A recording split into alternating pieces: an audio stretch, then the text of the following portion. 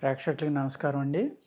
మంగు మచ్చలు లేకపోతే స్కిన్ను గ్లో లేకపోవడం, మచ్చలు పడడం, చిన్న చిన్న చుక్కలు కానీ పెద్ద మచ్చలు కానీ లేకపోతే ఒక పులిపిరిలాగా వచ్చి నల్లటి బ్లాక్ హెడ్స్ అంటాం కదా, రెడ్ హెడ్స్, బ్లాక్ హెడ్స్ ఇలాంటివి కూడా రావడం, ఇలాగ మొహం యొక్క సౌందర్యం తగ్గిపోవడం వల్ల దానివల్ల చాలామంది ఇబ్బంది పడుతూ ఉంటారు.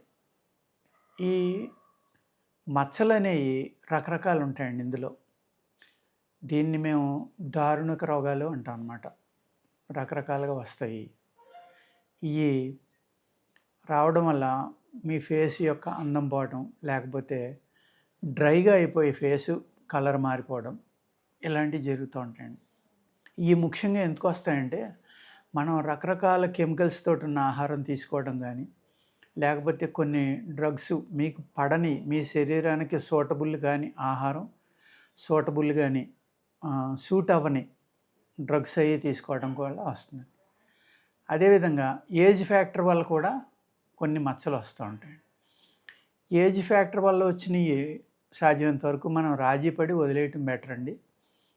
ఈ రకరకాల కెమికల్స్ వాడడం వల్ల ఫేసెస్ మీద ఫేస్ గ్లో కోసమని, లేకపోతే నున్నగా ఉంటుందని కానీ రకరకాల కోటింగ్లు వేసుకోవడం, ఆయిల్స్ రాయడం, సీరమ్స్ రాయడం, ఈ అతిగా రాయడం వల్ల కూడా ఫేస్ డ్రై అయిపోవడం వల్ల మీ మొహంలో ఉన్న సెల్స్, అప్పర్ స్కిన్లో ఉన్న సెల్స్ చనిపోవడం వల్ల కూడా ఈ రకమైన ప్రాబ్లమ్స్ వస్తాయండి.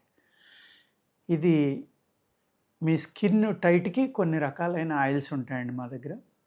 అంటే స్కిన్ మడతలు వచ్చేస్తాయి. మడతలు రావడం వల్ల స్కిన్ నున్నగా ఉండదు. అప్పుడు ఏం చేయాలంటే మనం రక్తశుద్ధి అనేది చేయడం చాలా ఇంపార్టెంట్ అండి. మనం పైన రాసే క్రీములు కానీ, లేకపోతే అనేక రకాల కెమికల్స్ వాడడం వల్ల కానీ టెంపరీగా రిలీఫ్ ఉండొచ్చు, కానీ ఫ్యూచర్లో వాటి వల్ల ఉన్న స్కిన్ కూడా పాడయ్యి ఒకేసారి మార్పు చెంది చాలా దారుణంగా అవడానికి కూడా అవకాశం ఉంటుందండి. అందుకేం చేయాలంటే మీరు ఈ రక్తంలో వచ్చిన కల్మషం వల్ల అప్పర్ లేయర్లో ఉన్న స్కిన్ సెల్స్ డెడ్ అయిపోవడం, లోపల ఉన్న ధాతువులు అంటాం మేము, సెల్స్ అంటాం కదా, ఆ సెల్స్ చనిపోవడం వల్ల కూడా ఈ డిస్కలర్ అనేది వస్తుందండి. ఈ ఎక్కువ కెమికల్స్ వాడినప్పుడు చనిపోయిన డెడ్ స్కిన్ని బతికించడానికి కూడా, రిజోనేట్ అవ్వడానికి కూడా 2-3 రకాల ఆయిల్స్ ఉంటాయండి మా దగ్గర. అదేవిధంగా దీన్ని ట్యాన్ టు గ్లో అంటాం. ట్యాన్ నుంచి అంటే ఏదైతే కలర్ మారిపోయిందో ఆ కలర్ నుంచి బయటికి రావడానికి కూడా ఒక పౌడర్ అండి. అది మీరు తీసుకుని చేతిలో వేసుకుని వాటర్ తోటి కలిపి మీరు పడుకునే ముందర అప్లై చేసుకోవాలి. అప్లై చేసిన 20 మినిట్స్కే మీరు దాన్ని వాష్ చేసేయచ్చు అనమాట. ఎలాగా అంటే ఎక్కువసేపు ఉంచక్కర్లేదండి. అది రాసుకుని తెల్లవారులు ఉంచుకోవాలేమో అలాంటి ఇబ్బంది ఏం లేదు. మీరు దాన్ని అప్లై చేసిన 20 మినిట్స్కి లైట్గా మండుతుంది. ఎక్కువ మండితే ఆపేయండి. అలాగే కంపల్సరీగా టెస్టింగ్ డోస్ అనేది మీ చెవి వెనకాలో ఎక్కడో చోట కనపడిన చోట ఒక 4-5 రోజులు రాసుకోండి. మీకేమీ ఇబ్బంది లేదు అనుకున్నప్పుడే దాన్ని ఫేస్ అంతా అప్లై చేసుకోండి. అప్లై చేసిన 20 నిమిషాల్లో మీరు నార్మల్ వాటర్ తోటి కానీ, లైట్ వామ్ వాటర్ తోటి కానీ కడిగేయండి. కడిగేసి సబ్బులు కానీ, కెమికల్స్ కానీ ఎట్టి పరిస్థితుల్లో వాడొద్దండి. జిడ్డుగా ఉంటుంది బాగా ఫేస్. అది మీరు ఏం చేస్తారంటే అలా వదిలేసి హ్యాపీగా పడుకోండి. ఒక గంటకో అరగంటకో అది అబ్జర్వ్ అయిపోతుంది. ఎర్లీ మార్నింగ్ లేచిన తర్వాత మీరు ఇలా పాము చూసుకుంటే 24 అవర్స్లోనే మీకు ఆ డిఫరెన్స్ అనేది తెలిసిపోతుందండి. ఇది 100కి 100 మందికి పనిచేస్తుందా అంటే చెప్పలేము. అలాగే మీ శరీర తత్వానికి సూట్ అవ్వాలి.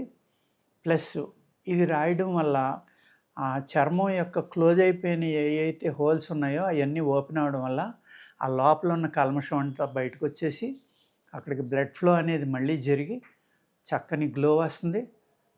నున్నదనం అనేది పెరుగుతుందండి. స్మూత్నెస్ కూడా ఫేస్కి 24 అవర్స్లోనే మీకు తెలుస్తుంది అనమాట. ఆ విధంగా మీరు రాసుకుని ట్రై చేసి చూసుకోండి.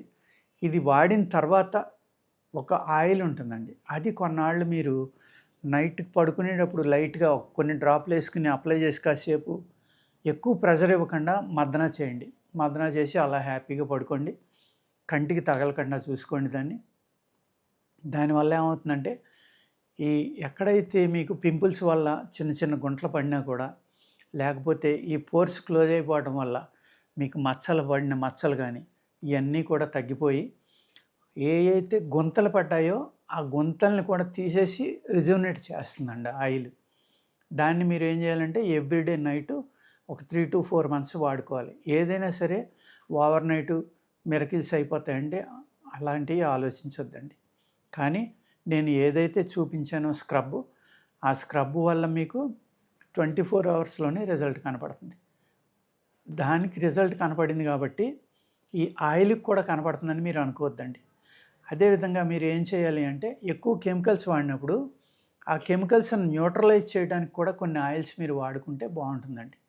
మాయిశ్చరైజర్స్ వాడుకోవడం, అలాగే మీకు కీరా ఉంది, కీరా పల్పు వాడుకోవడం, లేకపోతే మీరు చుక్కకూర ఉంది కదండి, చుక్కకూర అంటే మెంతికూర, చుక్కకూర కాదు, మెంతికూర నూరుకుని దాన్ని ఫేస్కి అప్లై చేసుకుంటే చక్కగా పనిచేస్తుందన్నమాట.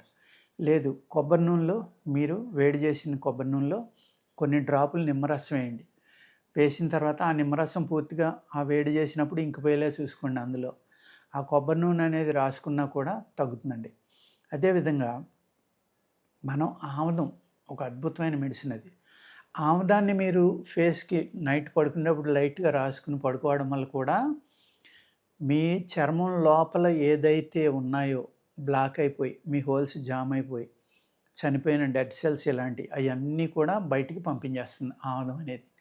ఈ ఆముదంలో వస అంటాం కదా, ఆ వసను పేస్ట్గా చేసి ఆముదంలో వేసి కాసుకున్న ఆముదం రాసుకుంటే ఇంకా చక్కగా పనిచేస్తుంది అనమాట. వస విష పదార్థాలని చంపుతుందండి, ఆముదం బయటికి తీసుకొస్తుంది. ఈ రెండాటితోటి చేసుకున్న ఆయిల్ కనుక మీరు అప్లై చేసుకుంటే, ఆముదంతో చేసుకుని ఇంకా చక్కని గ్లో వచ్చి మీ చర్మం చాలా సౌందర్యంగా తయారయ్యి ఈ మొహం మీద మచ్చలన్నీ పోవడానికి కూడా ఆముదం చక్కగా పనిచేస్తుందండి.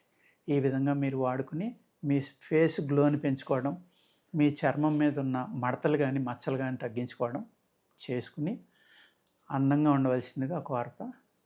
నమస్కారం అండి.